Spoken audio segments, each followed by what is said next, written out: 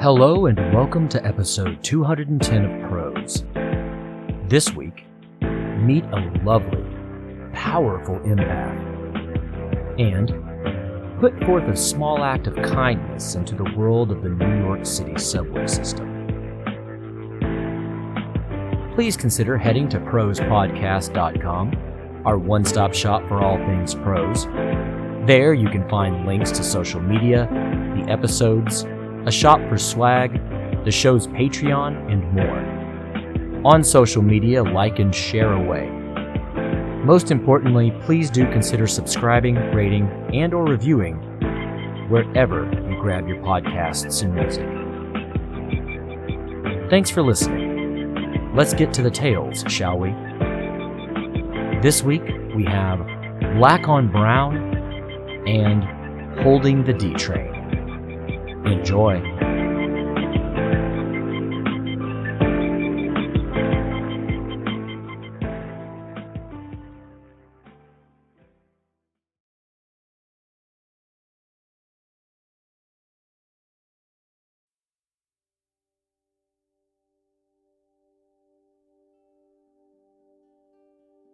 Black on Brown. Ellie Esukari prefers to be called Elle.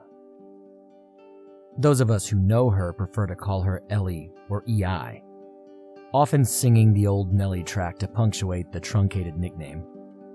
The back and forth is a constant source of faux fights and real smiles.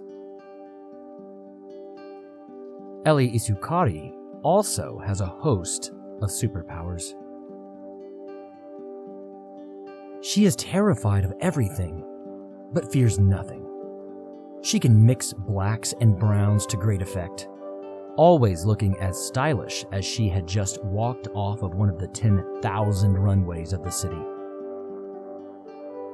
She can lock eyes with a person and help them tune out the world, bringing the universe only into those twin deep brown pools of magnetism.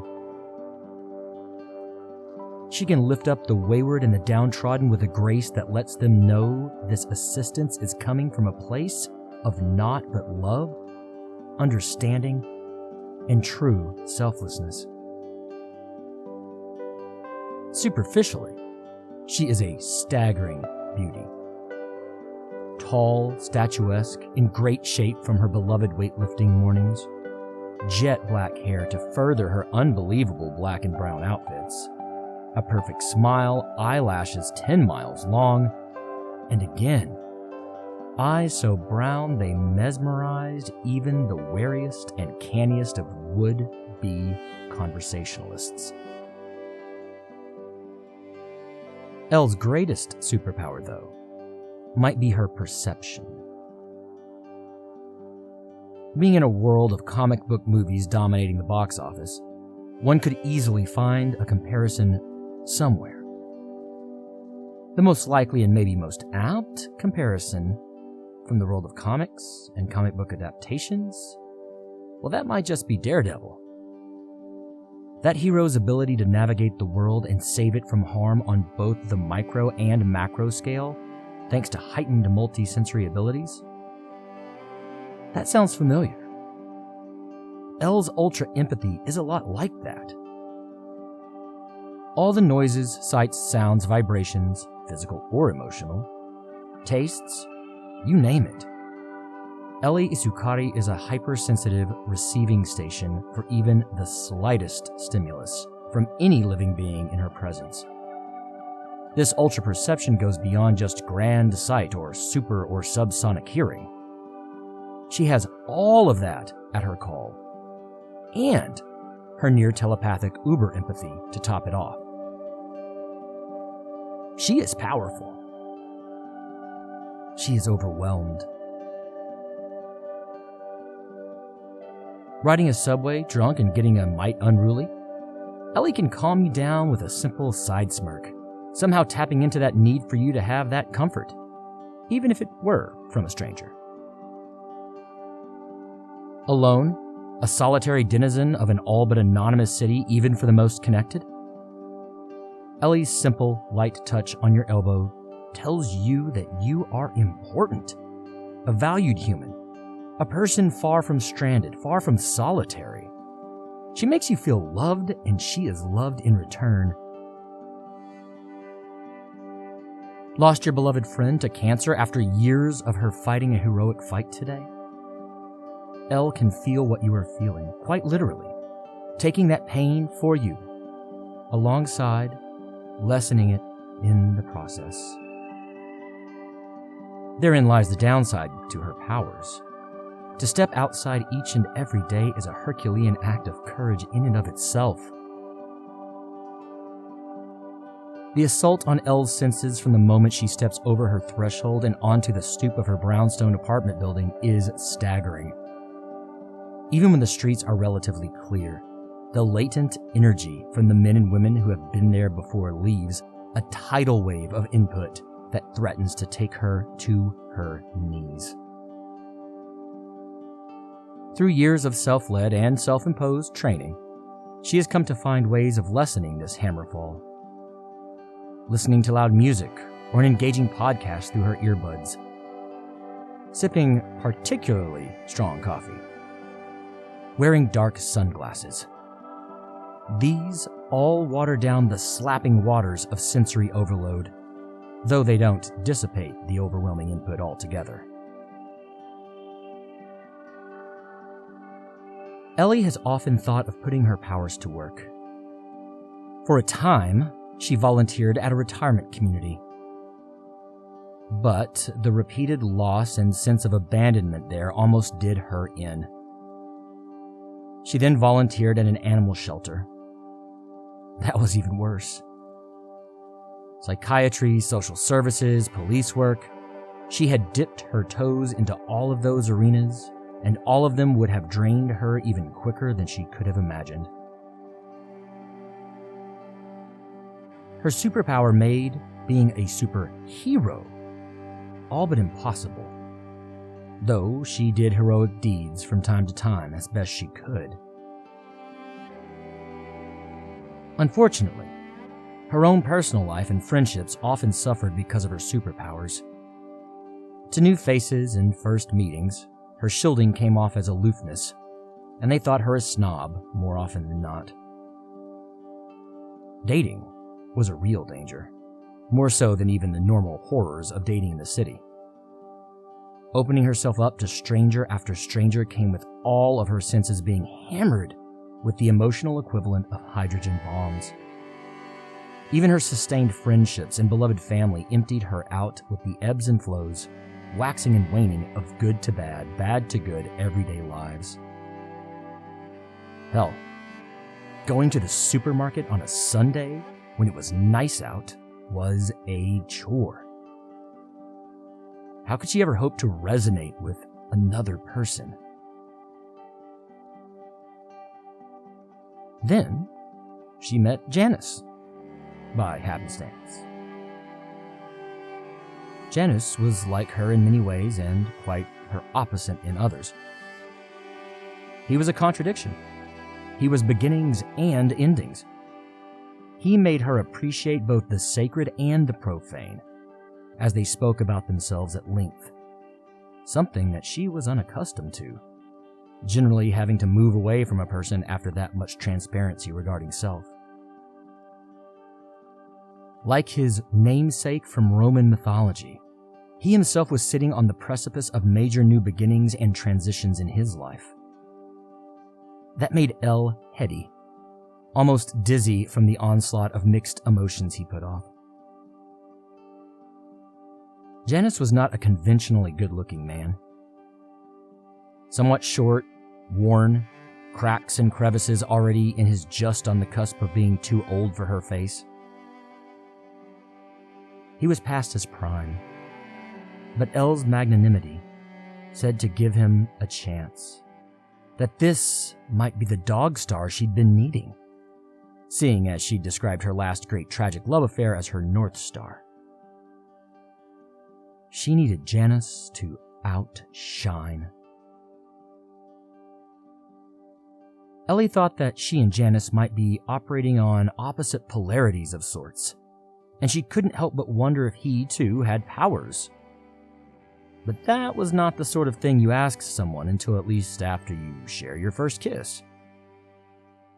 Any which way about it, though, Janice's antipodal energies seemed to balance out Elle, seemed to calm her, even if just a bit. That was new.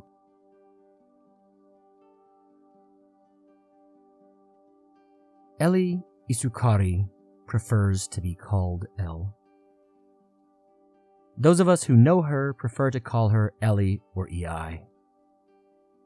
Janice Knoxkellum only calls her Elle.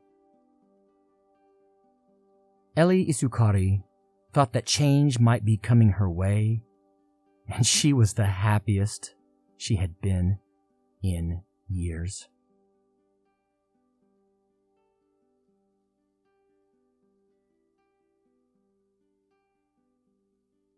Thank you for listening to Black on Brown, an original short story by me, Jared I. McGee. Please stick around for our next short story, Holding the D Train, up next.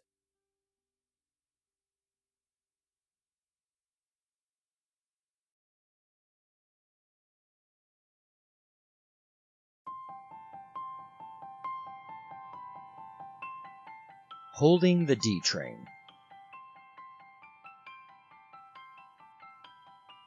It had been a long night. Grand Street had more people lingering than a typical Sunday. The first days free from precipitation had coaxed out the masses. Winters in the Northeast are never particularly kind, but the darkness and cold had coupled with unending rain to keep New York City locked in their residences, creating a particularly aggressive need to escape into the streets. Hot Pot had been a bang-up experience for us. The food was good, and the experience was even better. The novelty of cooking one's own food seems to be nearly universal across cultures, times, socioeconomic brackets, and so on and so forth. I had overeaten, as always, and despite that, still insisted on an espresso and rich dessert of cannolis nearby, adding to the gastronomic intensity of the evening. That overfull feeling, that sloshing in the belly, only served to make the confines of the Grand Street station all the more claustrophobic.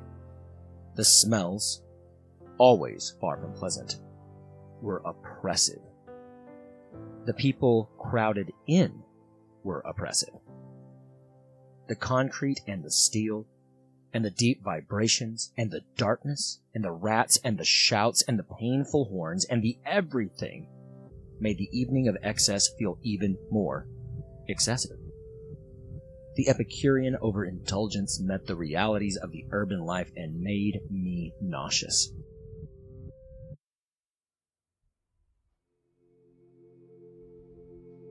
When the D train came rumbling up, I was beyond thankful. I was beginning to feel like my meal might come back up, and I was nervous to be stuck hurtling underground with strangers with that probability lingering. So, the train was a welcome sight. Em and I got on, and just as the doors were closing, and the accompanying chime tones ringing, I saw a family of three sprinting for the doors, shouting their challenge in hopes that they could somehow make the already closing doors, even as they trundled toward them closing, their little red cart clunkily dragging behind them. In a fit of altruism and solidarity, I stuck my arm out the doors. They clasped closed, or they tried to, anyway. My arm kept them open, earning a bruise across my forearm and the family entrance onto the train.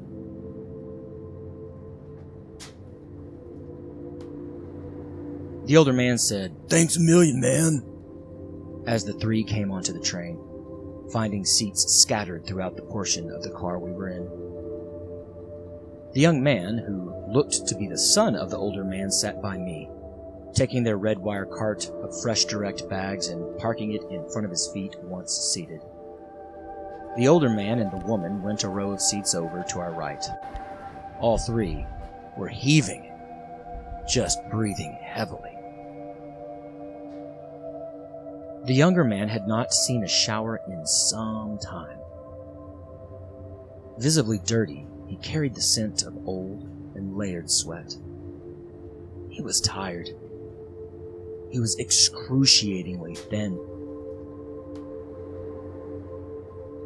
After just 2 stops, our car emptied at Herald Square, allowing the family to recongregate back together in the corner of our car, just across from Em and me. With quite a few more stops until our Upper West Side destination, we now had a full, unobscured view of the family, and we were thus treated to their interactions uninterrupted by other passengers' bodies and conversations. They were hungry. Very hungry. The young man, to the untrained eye, might have appeared high, but he was just that undernourished. The older man brought out a little Debbie Swiss rolls snack, giving the younger man one of the 2 cakes and splitting the second between himself and the woman who sat to his left. All 3 did not wolf down their small meal. They ate slowly. They savored what little they had. Even so, their Swiss rolls lasted but a very few moments, a mere mouthful for the older man and the woman.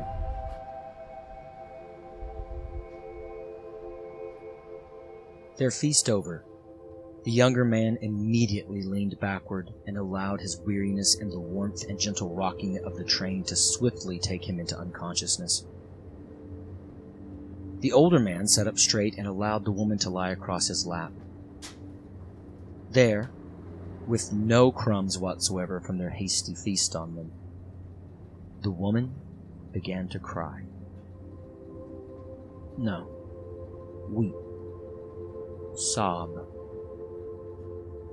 She was racked with a gasping, choking, blubbering, interwoven with lamentations. Those laments were barely audible, though, the woman seemingly not wanting to bother the other passengers on the train.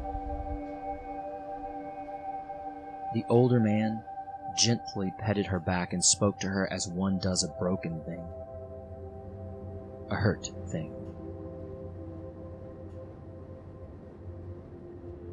The tableau lasted a few very brief minutes. The woman stopped her crying, sat up, kissed the man on the cheek, and leaned over to him, picking up conversation where it had left off before the little Debbie snacks had made their appearance. The younger man slept soundlessly. The woman looked up adoringly at the older man and then out the windows across from her, continuing a conversation too low for the other subway commuters' ears. The older man simply stared forward unseeing. He never stopped petting the woman's arm, her back, never stopped conversing, but he stared into the blankness. He stared through the train into everywhere and nowhere.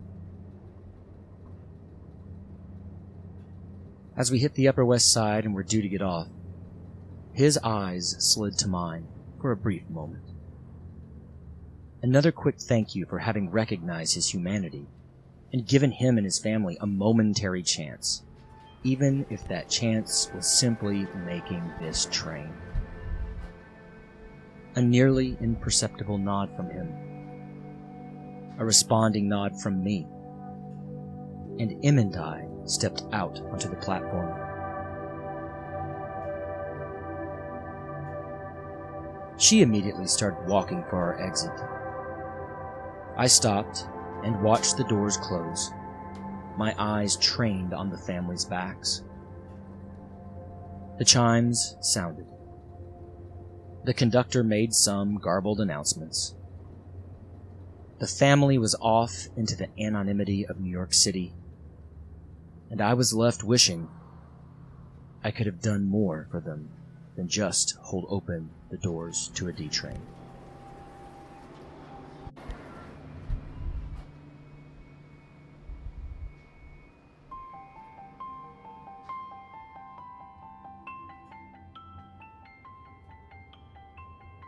Thank you for listening to Holding the D Train, an original short story by me, Jared I. McGee.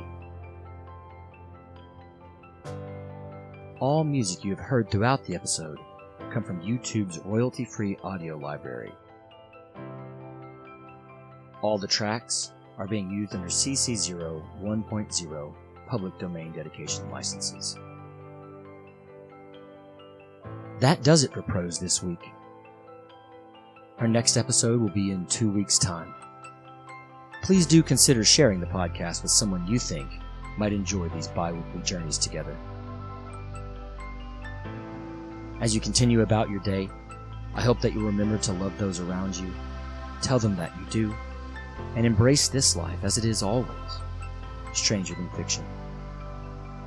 Thank you so much for listening.